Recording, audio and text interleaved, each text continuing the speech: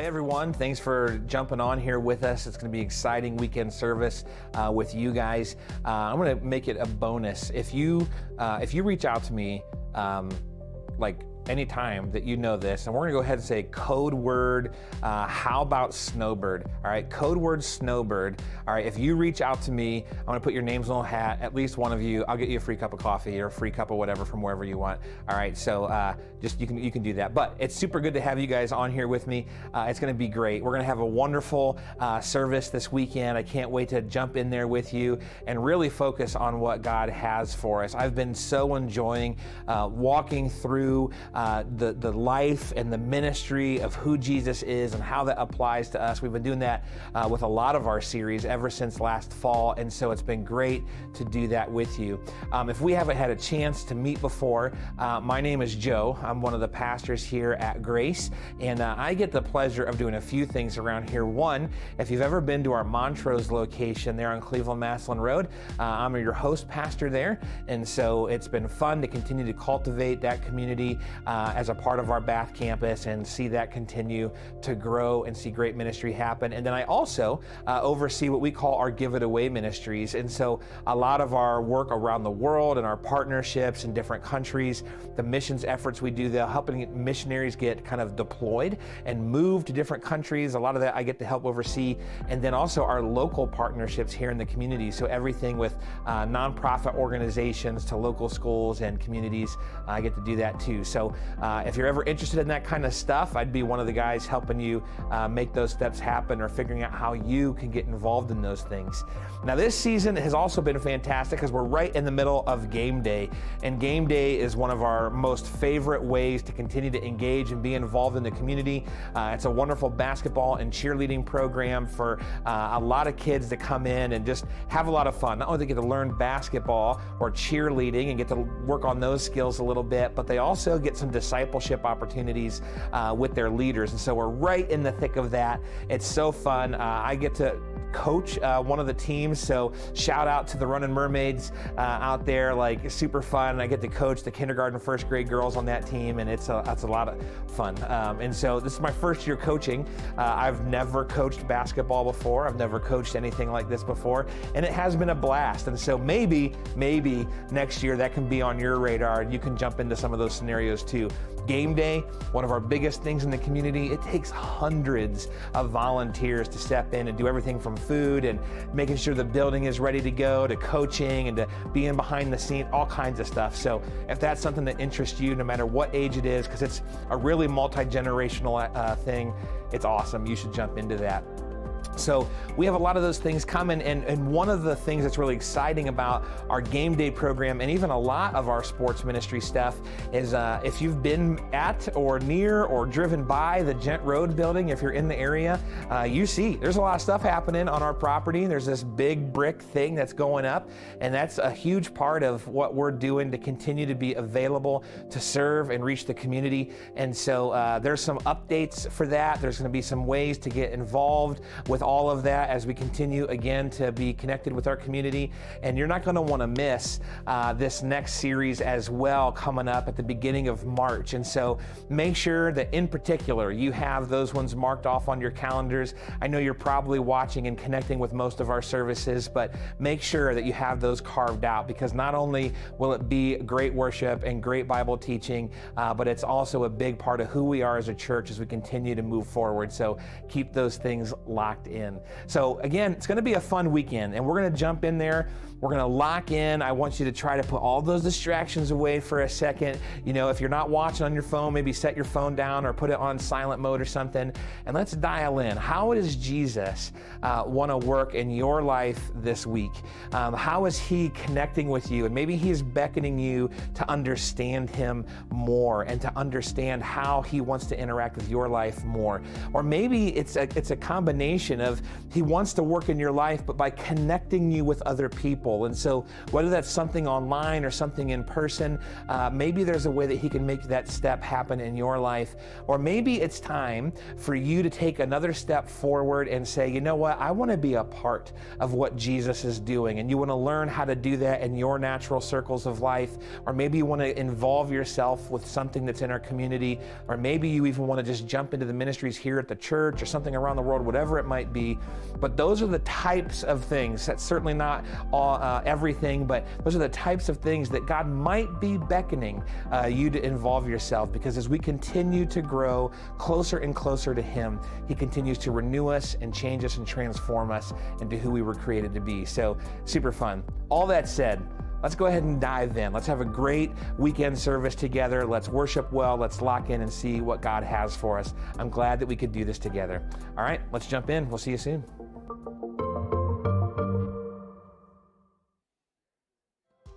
Well, how's it going, Grace Church? My name is Todd. I'm the pastor of student ministries here at the Bath campus, and just want to get in front of you all that's coming up in our student ministry department here in the next handful of weeks and months. Hey everyone, Zoe here. I just want to take a second to talk about a baptism event that happened in our middle school ministry a couple weeks ago. 13 middle school students decided to get baptized, decided to take the next step in their faith and tell their friends and family that they are serious about Jesus. It was an awesome event.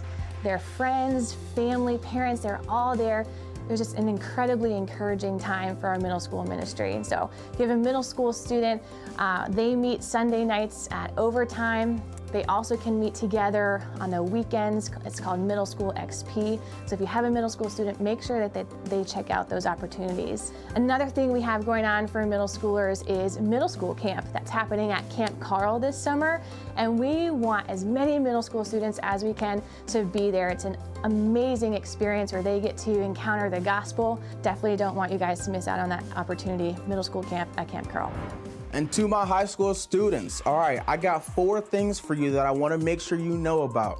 The first 2 are Merge and high school life groups. Merge happens on a Wednesday night at 7 o'clock, and our heart for Merge is that we can get high school students every week together to be rejuvenated, recharged relationally and spiritually as you go throughout your week.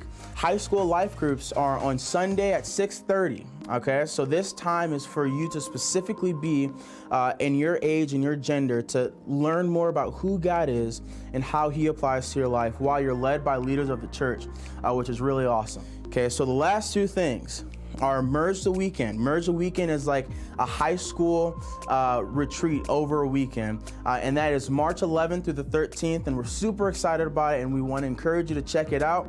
The last thing is Momentum. Momentum is going to be our youth conference over the summer. We take a week long being together with other churches, and thousands of high school students come together to learn about who God is, have a ton of fun at a college campus. So make sure you check out both Merge the Weekend and Momentum on our social media page at GSM Bath. This summer we're going on 3 separate missions trips. The first one is Guatemala. We've never actually been to Guatemala before, but this year a door opened for an opportunity to go there, and we're excited about it. The second one is Philly. We've been going to Philly for a number of years, and we partner with Urban Center there. It's a great opportunity to work in the United States with different groups of people in different communities. So we encourage you to be a part of that. And the last one is Mazatlan, Mexico. So we partner with Shoulder to Shoulder there. We take students there each and every year, and it's a really great opportunity to partner with other churches and get students just a chance to really explore what it means to follow Jesus and what that looks like across borders. Well, so much exciting stuff happening here in our student ministry department at Grace Church, and we would love to come alongside of you and help get your middle school and high school student plugged in wherever it might be. And so feel free to check us out on social media. You can find all the information there on Facebook. Search Grace Church Student Ministries Bath Campus, or on Instagram, GSM_Bath, or even check out the website. The student ministry page there has all of the information and even links to sign up for those events. So let us know if we can come alongside of you, and we're excited about what God's going to do this year in student ministries. Guys, these are phenomenal opportunities, and encourage you, if you're a student or maybe especially their mom and dad or grandparents, to get kids involved. Our kids, Heidi and I have 6 children, and so we've raised a lot of teenagers. Are in the process of doing that now. And I can tell you that as parents, these are the best investments that you will ever make. These trips and these camps. Momentum Youth Conference is the best money you'll ever spend on your kids. And it really does make a difference. And it really does affect their heart for Christ. And it changes their worldview. So really encourage you, take advantage of this stuff. These are adults that are safe, they're background checked, they love your kids, they are on your team, and it's the church environment where we can come together, kind of play the odds. The more my kids are around other kids that love Jesus and other adults that love Jesus and love them, those odds increase. And so I'm going to play those odds all day long and encourage you to be a part of that. So check that stuff out. It's on the app, the websites, but I know we had like a snow hurricane this weekend, so but summers are coming. So this stuff is not that far off. And when you think about planning for it in your schedule, your family vacations, financially, all that kind of stuff, get this stuff on the books and prioritize it. You will not regret it, and it'll be a great, great thing. So encourage you to do that. If you're our guest, welcome this weekend. Thanks for being here. And you just heard me talk about all these things. All this information is available on our app. So if you go out to the app stores, look at Grace Ohio and download that app, and you can check all of that out there. When you look at those things, all this, if you're our guest, all this is open to you too. This is not just like church stuff.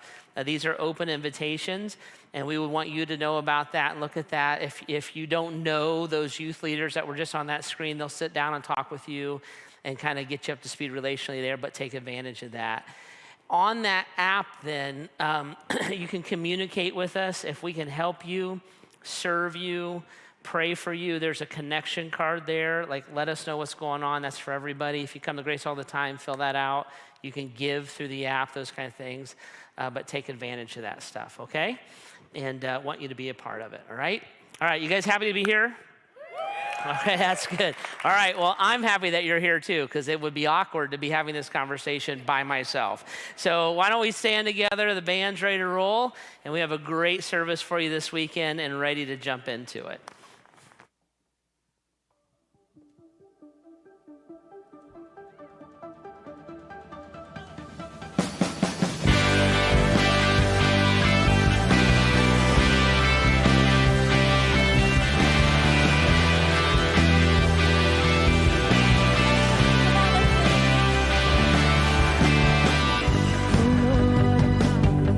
How could I forget your love when you knew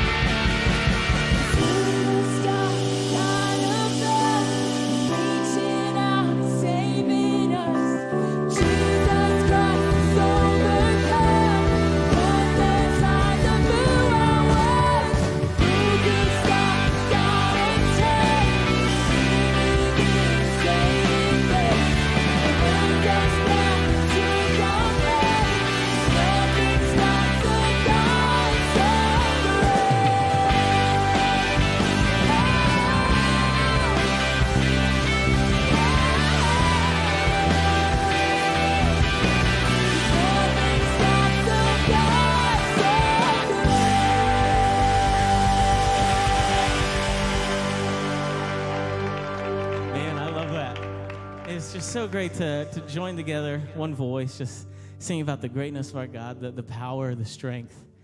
And man, you could go on and on with those songs. We're going to do a new song if you haven't been here for a couple weeks.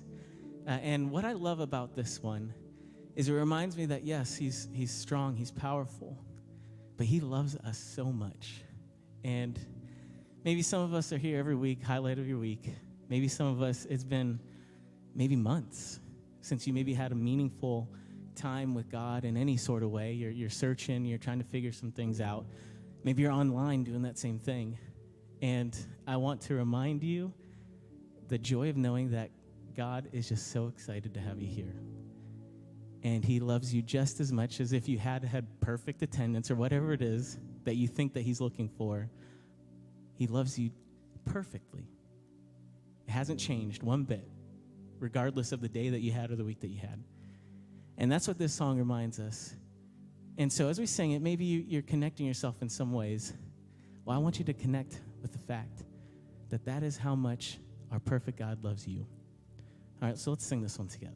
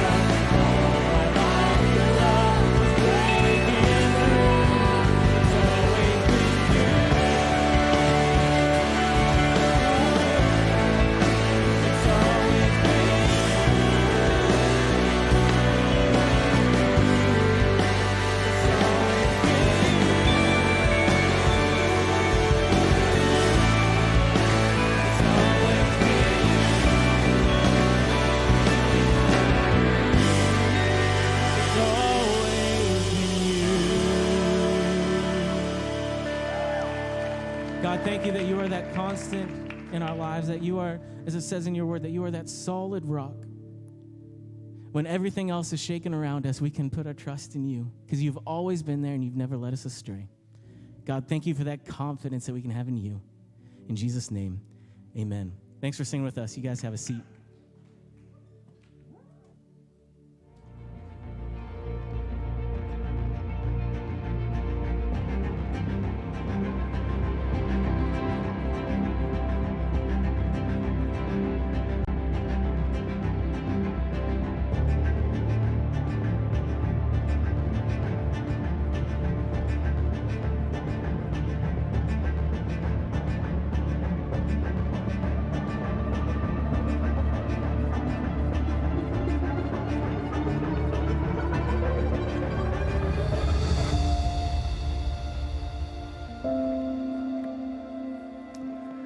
Welcome again, everybody, and everyone watching online. Thanks for joining us there, and at the Montrose Building, thanks for joining us as well, and thanks for gathering together this weekend. We started a series a couple weeks ago called Sacrilege, and what we started doing was looking at times when Jesus pressed into religious systems, and he kind of broke the religious rules of the day.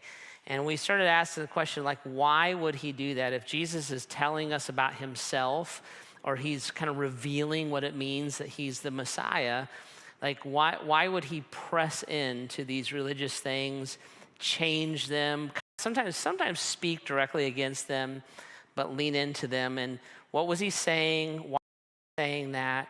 And what can we pick up from it? So we've talked about this for a couple weeks now.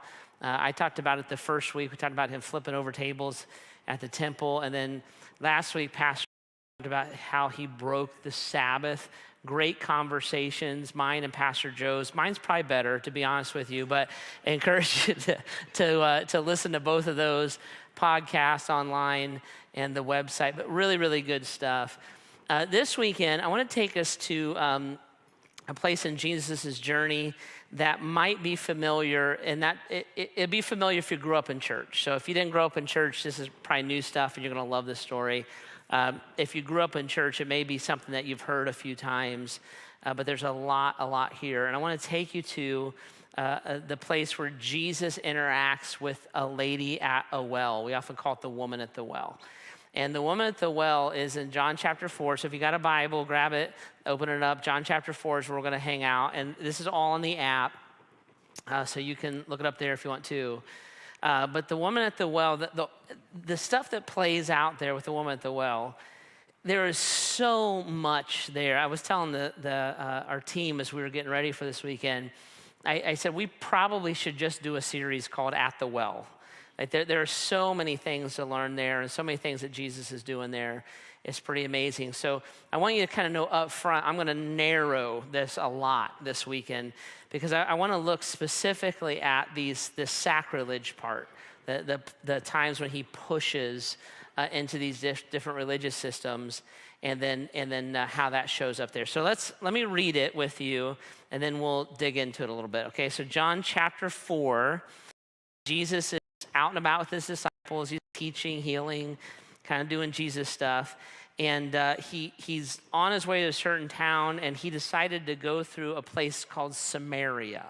And it was kind of on the way to where he was going. So verse 6, there in Samaria was Jacob's well. And Jesus was tired from the long walk and weary, so he sat down beside the well at noontime. Soon a Samaritan woman came to draw water, and Jesus said to her, "Please give me a drink." He was alone at the time because the disciples had gone into the village to buy some food. The woman, for Jews, refused to have anything to do with Samaritans. She said to Jesus, "You're a Jew, I'm a Samaritan woman. Why are you asking me for a drink?" And Jesus replied, "If you only knew the gift of God that has you are speaking to, you would ask me, and I would give you living water.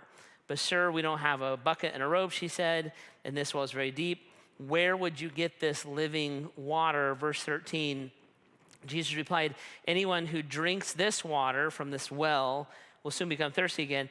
But those who drink the water I give will never be thirsty again. It becomes a fresh, bubbling spring within them, giving them eternal life. Please, sir, she said, give me this water, then I'll never thirst again. I won't have to come here and get water out of this well. And then Jesus abruptly changes the subject. Verse 16, go and get your husband, he said. I don't have a husband, the woman replied. She said, you're right, you don't have a husband, for you've had 5, and you aren't even married to the man you're with. You certainly have spoken the truth. Sir, the woman said, you must be a prophet. So tell me, why is it that the Jews insist that Jerusalem is the only place to worship, while we Samaritans claim it's on that mountain over there where our ancestors worshipped? Jesus replied, believe me, dear lady, the time is coming when it will no longer matter whether you worship the Father on the mountain or in Jerusalem. You Samaritans know very little about the one you worship, while we Jews know all about him, for salvation comes from the Jews. But the time is coming, and indeed is now here, when true worshipers will worship the Father in spirit and in truth. The Father is looking for those who will worship him that way, for God is spirit, so those who worship him must worship him in spirit and truth. The lady said, I know the Messiah is coming, the one who is called Christ. When he comes, he'll explain everything to us. Then Jesus told her, I am the Messiah. Just as the disciples came back, they were shocked to find him talking to a woman, but none of them had the nerve to ask, what does he want with her, or why are they talking? This scenario plays out. Jesus is talking to this lady, and there's a ton there. There's his revelation that he's the Messiah. There's salvation, this living water, the water quenching the thirst of your soul. And he uses that metaphor there. And then he gets into this whole conversation about worship. And she's like, we worship on the mountain. You guys say you have to worship in Jerusalem. And this whole conversation plays out, right? So I want to look at this a little bit and see if we can make sense of it. And in particular, this idea of worshiping in spirit and in truth, and why that's a big deal. Okay, so the path we're going to kind of take this weekend, I'm going to tell you the story of the woman at the well, kind of like her backstory. I'm going to tell you the story of the religious people blocking her view of God. So their story, those Jews, is the way that she kept kind of referring to it. And then we're going to look at Jesus' story, because he's in play here. And then where we're going to land is we're going to find ourselves surprised or shocked by Jesus. It's probably going to surprise you or shock you what Jesus is doing and why he's doing it, okay? So let's start with her story. So what's the deal with the lady at the well? There's 2 things you need to know about the lady at the well for all this to make sense, all right? And as you get your head around these 2 things, it'll start to help you get your head around what Jesus is up to here, right? So the first thing you need to know about the lady at the well is that she's a Samaritan.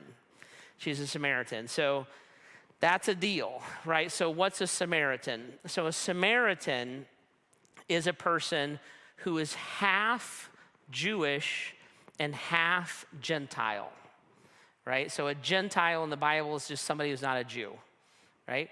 So half Jewish, half Gentile. So somewhere way back in the day, in her ancestry, there were people of pure Jewish blood, culture, and religion, and they would have sinned against Jewish law by marrying or at least having kids with non-Jewish people, okay? So they intermarried. The Jewish people would have found that very, very offensive and would have labeled it even sinful. So they would look at the children of this union, and they would despise those kids, reject those kids, and be hateful toward those kids. It's how we would think of bigotry or racism, right?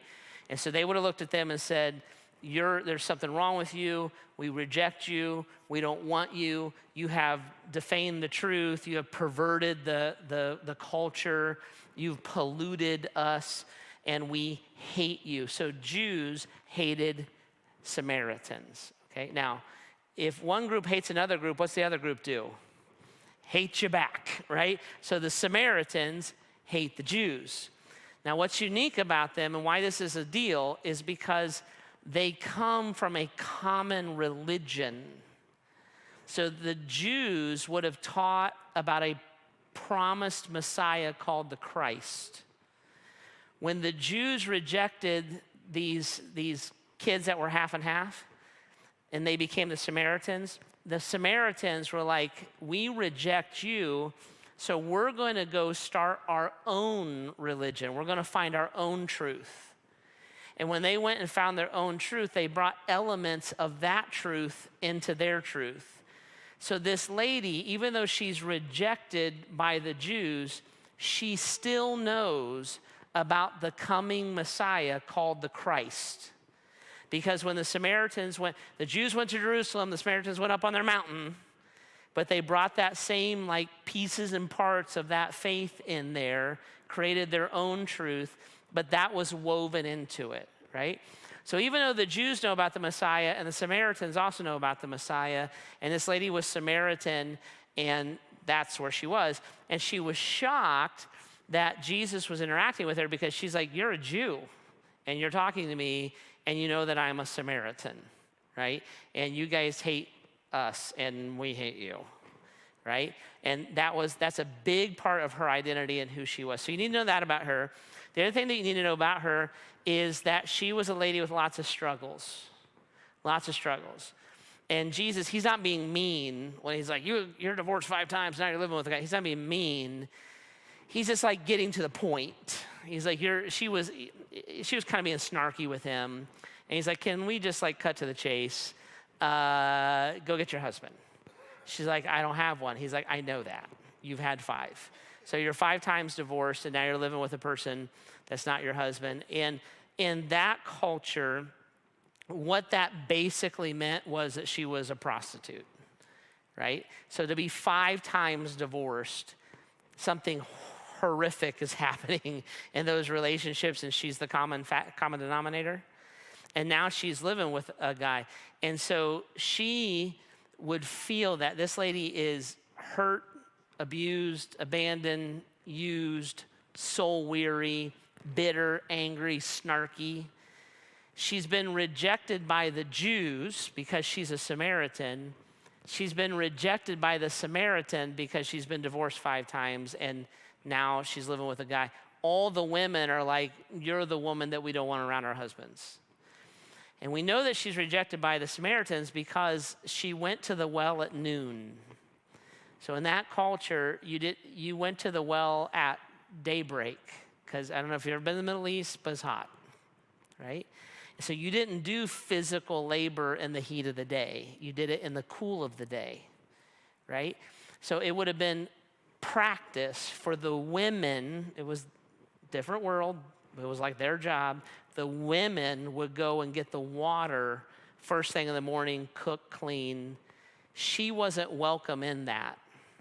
So for her to be there by herself in the heat of the day tells you that the Samaritan women particularly rejected her. And when Jesus surfaces her story, you're like, right, of course. So this lady, she is rejected for her culture, and she is rejected for her personage, right? And she is a hurting, broken, the Bible says sinful lady. That's who she is, right? And that's who Jesus is talking to at the well. So that's her story, right? So she's a figure in this story. The other figure in this story, we'll just call it their story, and it's the Jewish side of the coin, right? So this Samaritan Jew thing, it's like a deal, and this whole thing. And when you look at the Jews and what their deal was, and what Jesus' frustration with them would have been, is this: they were people who were entrusted with the truth of salvation. So when she says, I know that there's a Messiah called the Christ, he's going to come make sense to us. Jesus is like, right, you guys know a little bit about the Messiah because you just kind of took him with you back whenever you started your religion. So you know a little bit about the Messiah.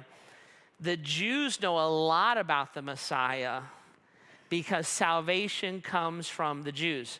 So Jesus was Jewish, and the original disciples were all Jewish. And so salvation comes from the Jews. We would even know that as Christians. We would look at the Old Testament which is Jewish, and see that show up in the New Testament, right? So Jesus would look at them and be like, yeah, you guys know, like, we'd say the Old Testament, the Bible, inside and out. You know all about the Messiah. You know all about the prophecies. You know all about like what God was doing in the Old Testament and why it worked that way, the temple, the sacrifices, like all these things that are kind of strange, but you guys would understand all that. You were the keeper of the knowledge of salvation. And instead of sharing that or inviting that, where I'm frustrated with you is you took that and you created a religious system out of it. So even the temple, if you go back and listen to the conversation a couple weeks ago, the temple was meant to declare God's goodness, faithfulness, and love. It wasn't meant to be a barrier. Last week's conversation, the Sabbath was something given to us by God. It wasn't meant to be a barrier to God.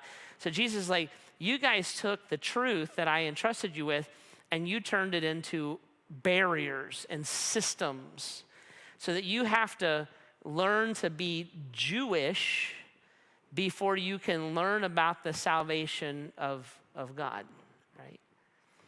So her story is Samaritan, all that's preloaded there, and then her brokenness. And their story is Jewish and all that's preloaded there, and their barriers that they set up. And in the middle of all of that, Jesus shows up. And by the way, when you look at the geography of where he was going, what he was doing, he walked about 30, 35 miles out of his way to be at that well. So he's there on purpose. He wasn't like, I just happened to be at a well one day and I met this. That's not what happened.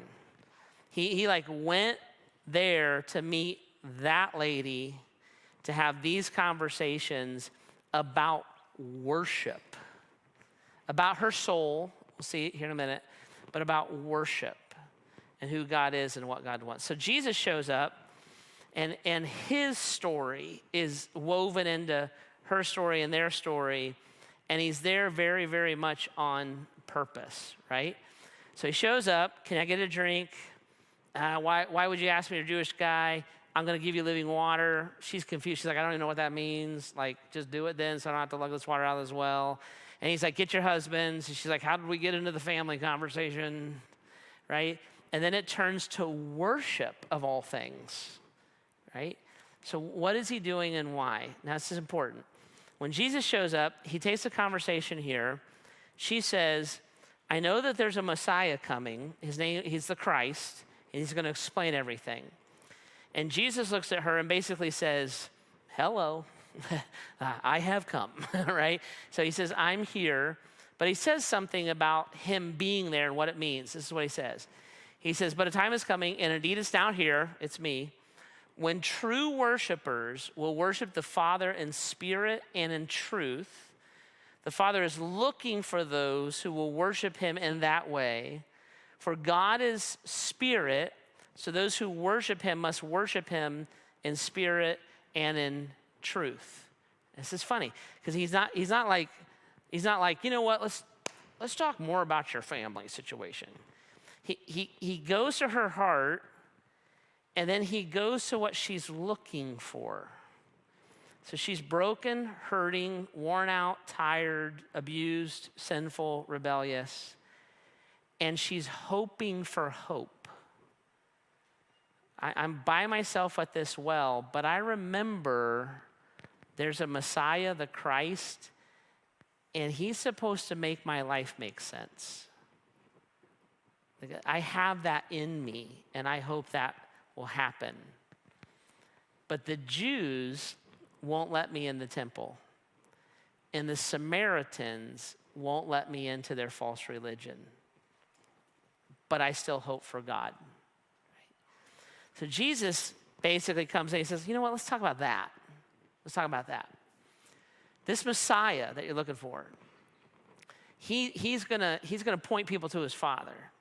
And I happen to know the Messiah, and so I can tell you what his Father's thinking. This is what his Father's looking for. He's looking for true worshipers, right? And so what's that mean to her? True worshipers. Oh, you mean Jewish people. So you go to the temple and you offer your sacrifice, and here's my goat, and here's my dove, and here's my temple tax, and I get my sins forgiven?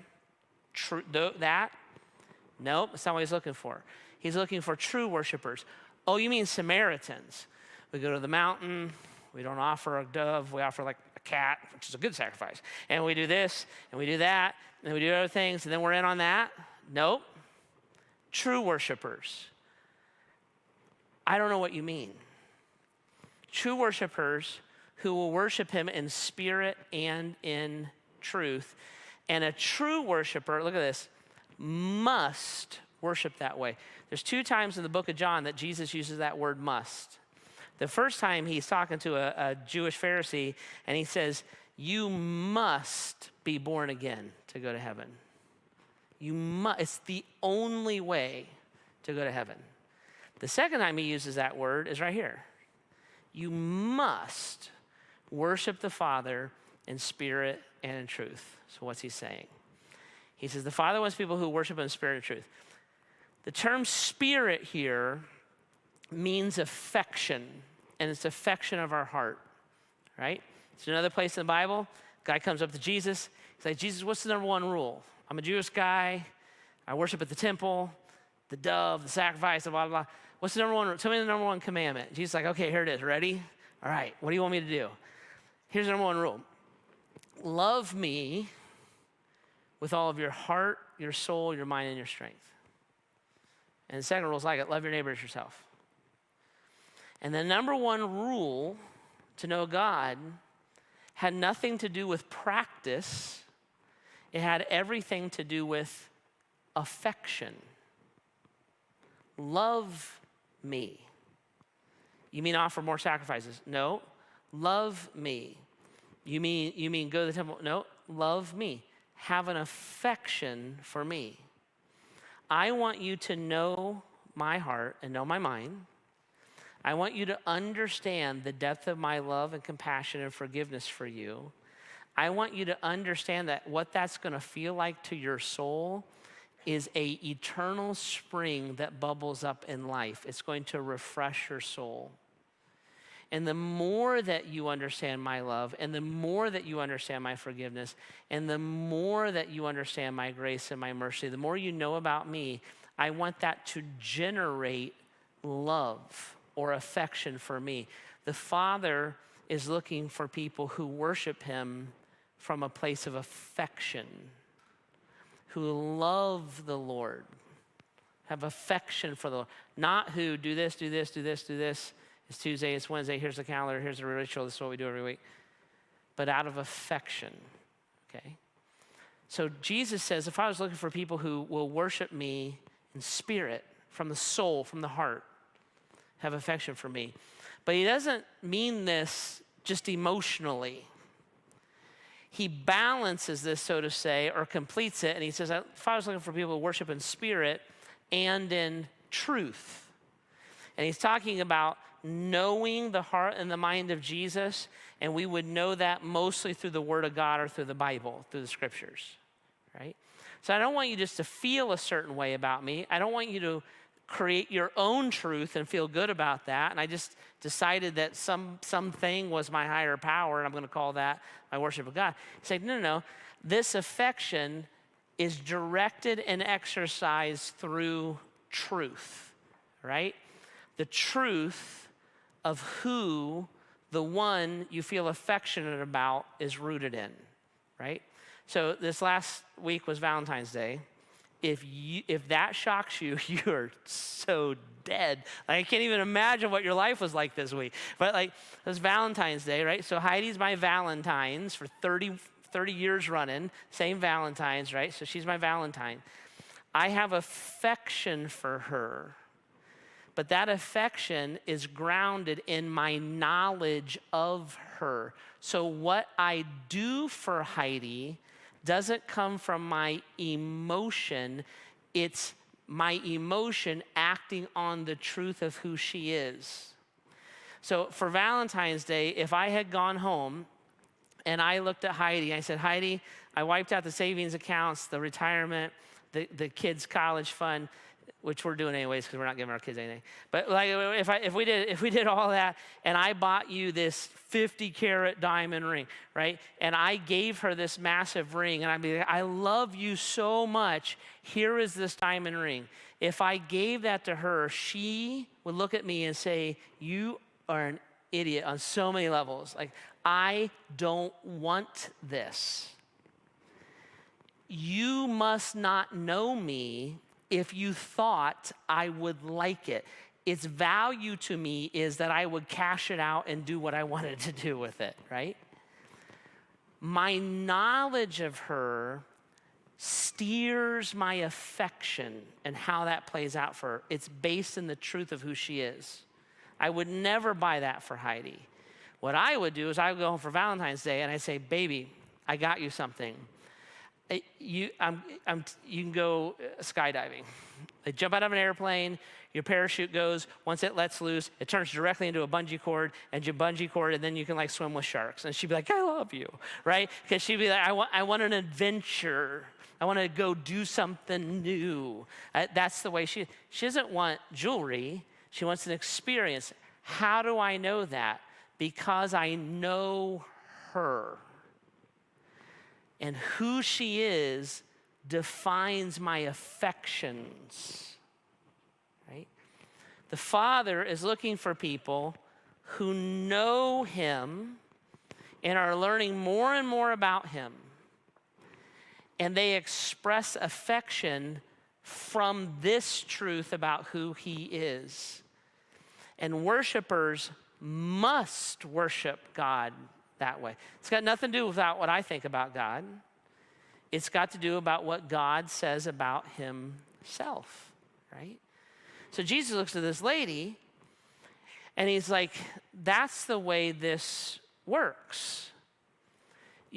I'm the Messiah. I'm not asking you to go to Jerusalem and work at the temple, and that's what they're saying. That's not what I'm saying. And I'm not asking you to go to the mountain and like do whatever you do on the mountain. I'm looking for people who worship me, who love me, and do that in truth. And when I interacted with you, knowing your sin, 5 husbands and you're living with a guy, I still offered you living water. I didn't ask you to go to Jerusalem. I didn't ask you to get to the mountain. I came to you at the well. Right? So Jesus pushes against the Jewish system. That's not what that was even given to them for. In fact, I'm kind of honked off that they've perverted it and twisted it so much. Ready? But he also pushed against the Samaritan system. Like your truth is not truth. So you rejecting that and going making up something equally as false, that also has nothing to do with me. Right? I'm the third way, and Jesus, his words, he says, I'm the only way, I'm the only truth. And Jesus just looked at her and said, I'm the Messiah. And I did come, and I'm here to make all that make sense for you. Right? Now, when that played out, it's fascinating. When that played out at the well, her reaction and their reaction is fascinating, and it's telling, and it's kind of would be our reaction. Because here's the deal, guys. We all wind up at the well. We all wind up at the well. You wind up there as a sinful person, or you wind up there as a self-righteous person. But you all wind up in the well. And the good news is that Jesus is there to meet both, so that he can make himself make sense, right? So this is what happens. Some people who wind up at the well, and they find out who the Messiah actually is, they're surprised by it. They're surprised by it. And that's what happened to the lady. The Bible says this, verse 9, the woman was surprised, for Jews refused to have anything to do with Samaritans. She said to Jesus, you're a Jew, I'm a Samaritan woman. Why are you asking for a drink? She was surprised. She's like, wait a minute. You're a Jew. And my whole life, I was taught, and all of my experiences are, that the Jews who know a lot about the Messiah and are the keepers of the truth of salvation hate me. I just assume, because the Messiah is from the Jews, I just assumed the Messiah would hate me. I mean, you guys, my whole life have looked at me and said, you know what you need? You need the Messiah. And you know who knows him? We do. And you know where you're not welcome? Wherever we are. And we know the way, and you need the way. But we're not showing you the way. In fact, we're going to complicate it with such consistency that the people who hope for hope think that the people who hold hope hate them.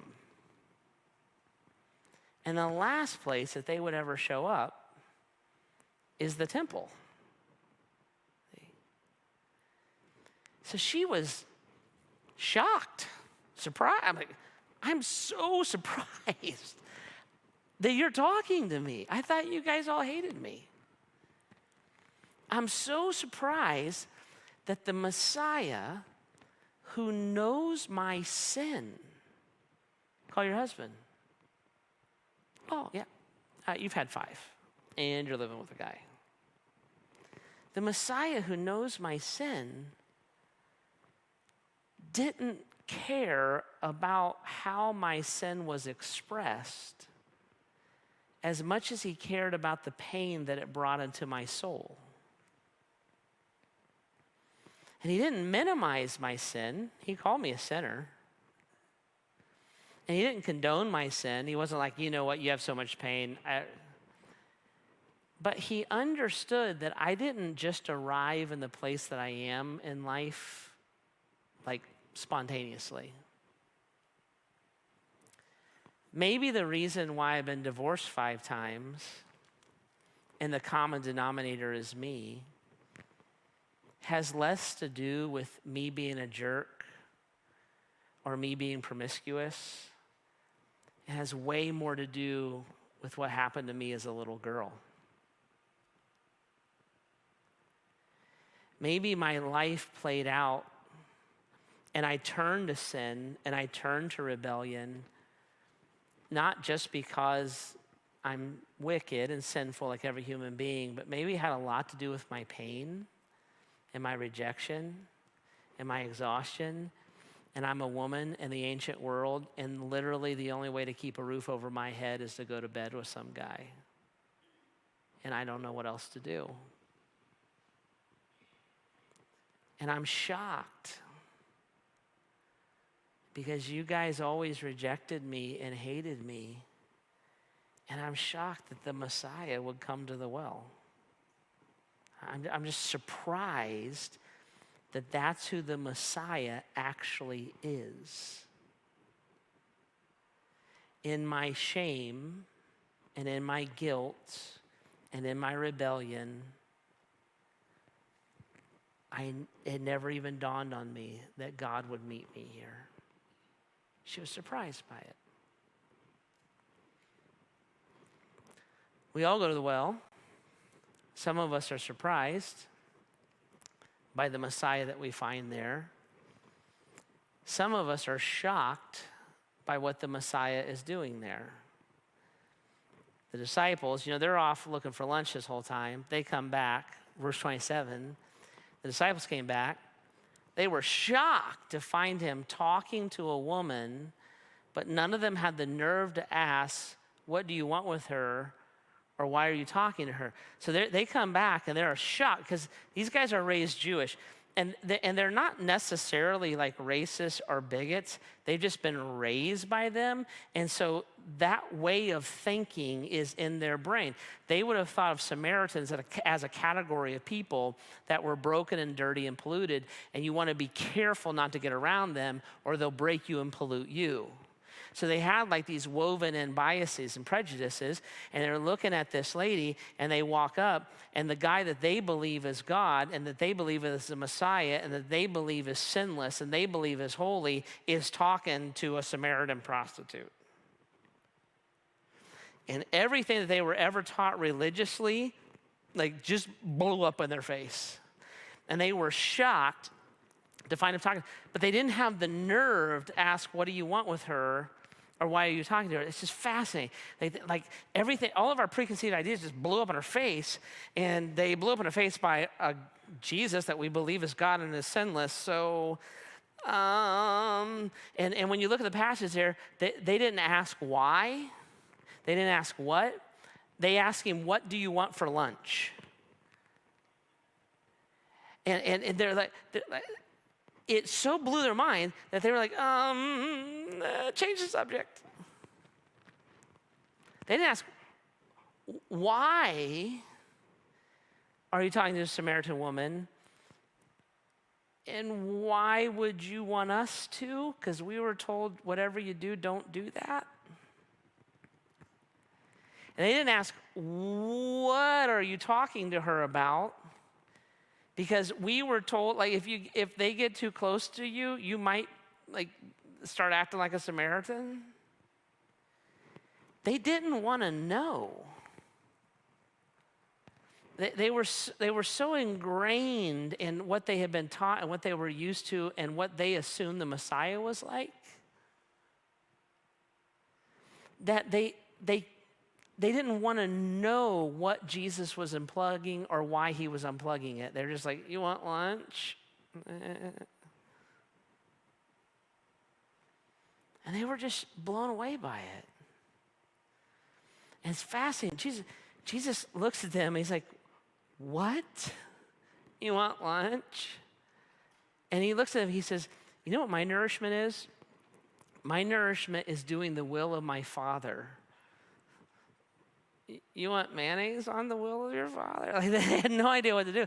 And he kind of gets righteously frustrated with them, and he says this to them. He goes, fellas, listen. He said, you know the saying that there's 4 months between the planting and harvest? But I say to you right now, wake up and look around. The harvest fields are already ripe. He's like, what? Why are you asking me about lunch? Why aren't you asking me why I was talking to a woman that you consider impure and what I was talking to her about?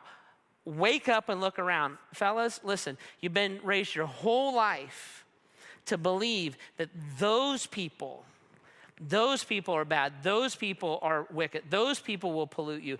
Those people look at you. You've been taught your whole life they're hard-hearted. They don't care. They made up their own religion. They twisted the faith. You've been taught your whole life they're doing all that on purpose. It's absolutely, what a sicko bunch of Christians. Your whole life you've looked at them that way, and you looked at them as the enemy or the danger or the ones assaulting because you only see what's happening on the outside, which is mostly a reaction to the way you've been treating them. And I'm saying to you, they're not your enemy, they're not your pollution, they're your mission. Wake up, what are you doing? Well, she's had 5 husbands, which means she's had a lot of pain, which means she's really hoping for hope, the hope that you keep. She's not somebody to be afraid of. She's a harvest is right. She just needs to know the Messiah. And nobody will tell her about him. So I did it myself. And they were shocked that their sinless, righteous, holy God would interact with that lady at that well. And she was surprised that a sinless, righteous, holy God would interact with a bitter, broken, weary sinner at that well. And it blew up the disciples' world religiously, and it blew hers up. And Jesus is like, I'm not looking for that because you just made that up.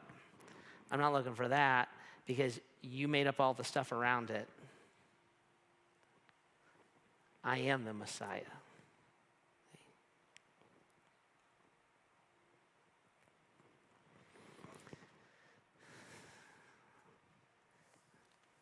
The band's going to come out and settle in.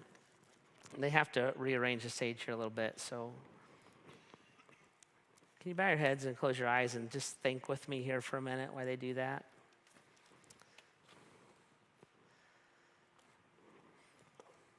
Okay, some of you are like the lady, and your sin, whatever, it doesn't matter what it is, but you think it does. And you think it does because people have told you that. That your sin is the taboo one. God can't love the morally impure, the person struggling with their sexual identity, the person who's greedy, the person who's addicted. And I'm sorry that the keepers of the truth taught you that. But I want you to see the Messiah. He never said that. Never once. He would say that your sin is sin and it separates you from God. But he would never say that your sin is the taboo one, the gross one, the unacceptable one. He would look at you and say, you're broken, and you're tired, and you're worn out, and you made up your own truth and it's not real at all. And he just showed up at your well. And he's offering you the same salvation that he offers everybody. This story has a great ending. The lady accepted the offer, and she brought the whole village. A bunch of them did. So you might be surprised by that.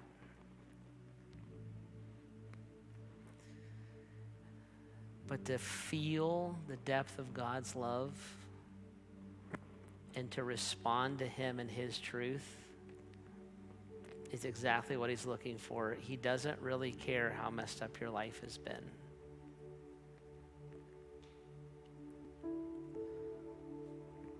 And some of us, we're just shocked that Jesus would love sinners.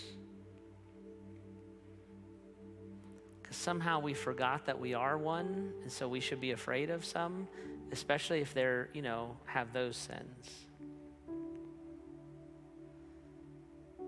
And we know what Jesus did at the well. We just don't know why he did it or what he was doing. We never paid attention. And so we don't see that he met us at our well. We're just the lady on the other side of the interaction.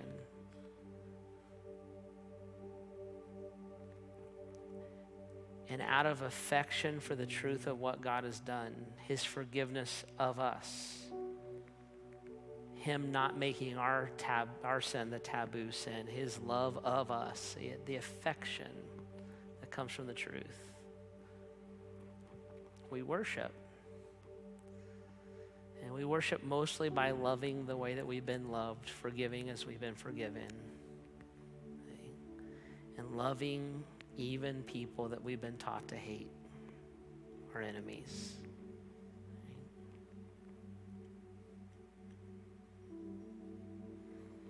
Jesus, thank you for meeting us in this place.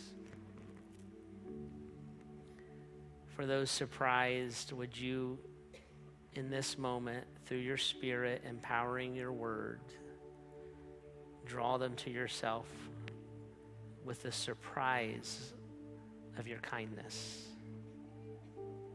And for those of us who are shocked through your Spirit empowering your word, would you help us to wake up and look around and see people the way that you see people, and even see ourselves the way that you see us? Would you press these things into our hearts?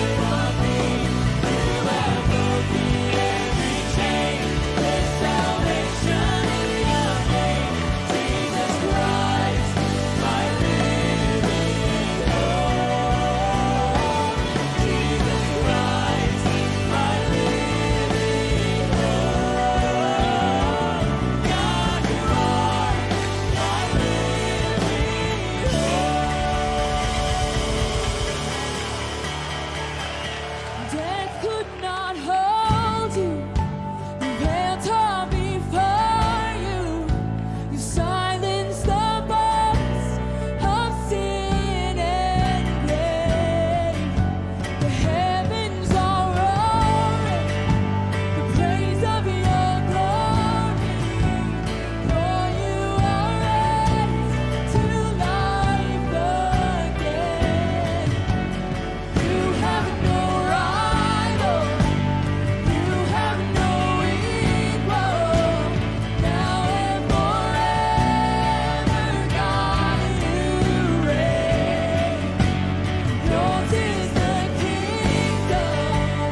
Yours is the glory. Yours is the name above all names. What a powerful name it is.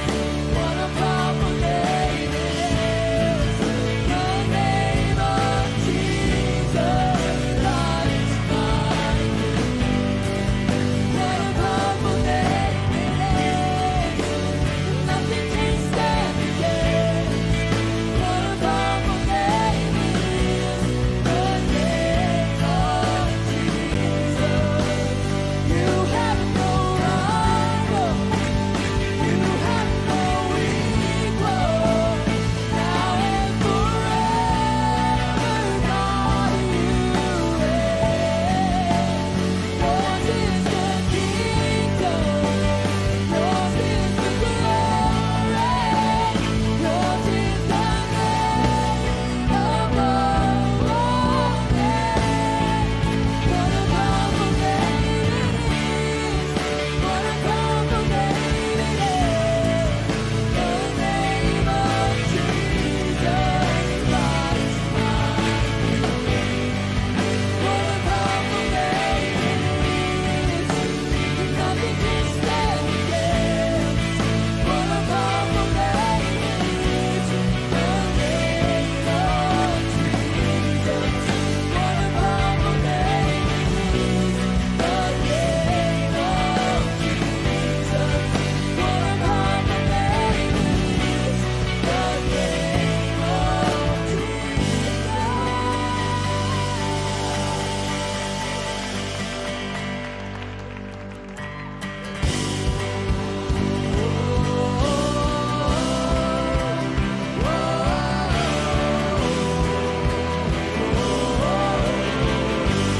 Come on, let's sing this together. There's a song that stirs the spirit, and it calls the heart to life. It's an anthem in the making.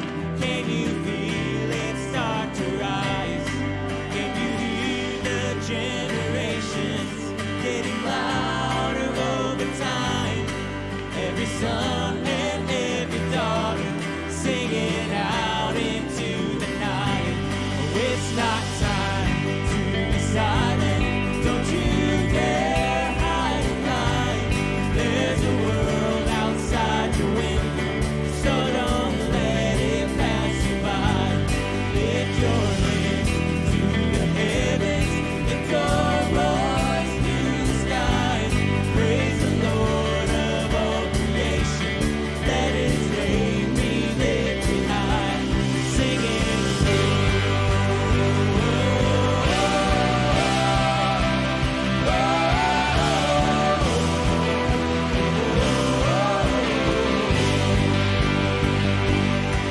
From the famous to the faceless, from the palace to the streets, I can feel that drumbeat pulsing, and it's calling you and me.